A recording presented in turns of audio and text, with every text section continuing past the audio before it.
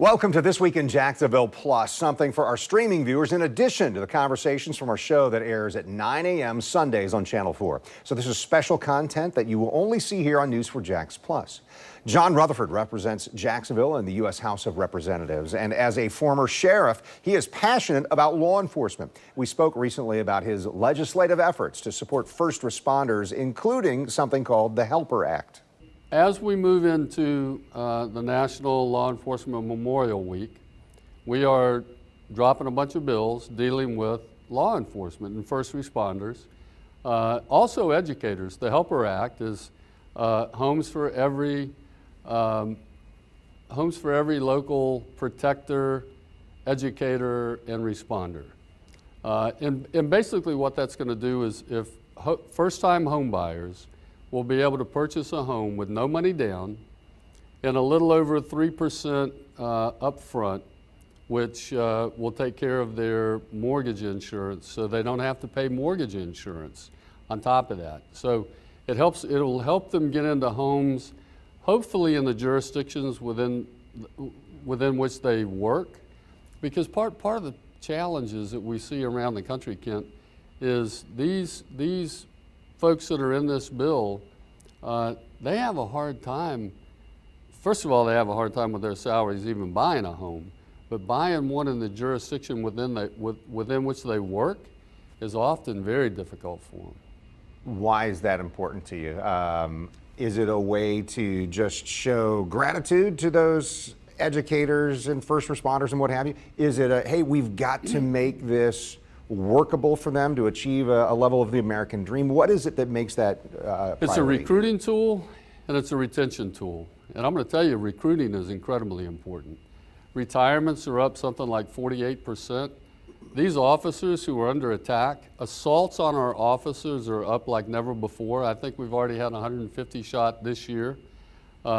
Many of them are, I think, 38 ambush-style attacks. And in fact, I've got a bill to address that as well, Kent, and it's called Protect and Serve. These individuals that want to target police officers for violence, we're going to target them for enhanced penalties. Up to 10 years if you attack a police officer, up to life if you cause serious bodily harm. And so they want to attack us. Well, I say us like I'm still there, but I feel like I'm still there. And so if they want to attack the police, I'm going to attack you. I'm going to attack you with higher penalties. It's been something over the last few years that we certainly have seen. There's been a rift or some animosity that's kind of exploded between law enforcement and some of the folks who don't exactly follow the laws, right? Yeah, and look, I think when you have groups like Black Lives Matter and others, Antifa, who attack the police for an entire summer, and they demoralize and delegitimize. You've got the defund the movement, defund the police movement. Those types of organizations have tried to demoralize and delegitimize state and local law enforcement. And these bills are all designed to show the police that we've got their back, we appreciate what they do, and we want those who are outside the profession to consider law enforcement as a great calling. What did I miss that you wanted to talk about in terms of legislation or anything that's up here in front? Another bill that I have is Invest to Protect. And what that bill is about is because of the difficulty that particularly small law enforcement agencies have in garnering DOJ grants for retention and hiring and training. You know, a lot of these small agencies, they don't have a training budget. You know, we want them to train on de-escalation policy, for example. Well, this bill will make grants available to small agencies, that's 200 officers or less, and we will actually make the process more streamlined for them because they don't have the resources to come after the grants.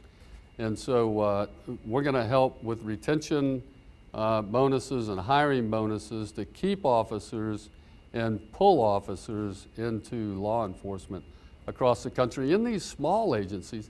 And you know, I think 96%, believe it or not, of law enforcement agencies have less than 200 officers. Even a larger agency like Jacksonville Sheriff's Office, that's also a big issue right now, recruiting and retaining, right? And retention, yeah. That's a big issue even for JSO right now. What are some of the solutions that you would offer? Yes, well, there are other grants that are available for assisting large law enforcement agencies with training.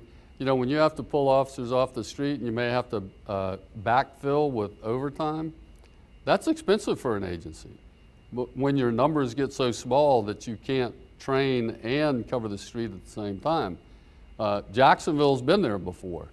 And so there are grants out there in DOJ that will help agencies cover that training, because one of the things that I know as a former training center director, every law enforcement agency out there, when the budget gets tight, you know, the first thing every executive wants to go after, training budget.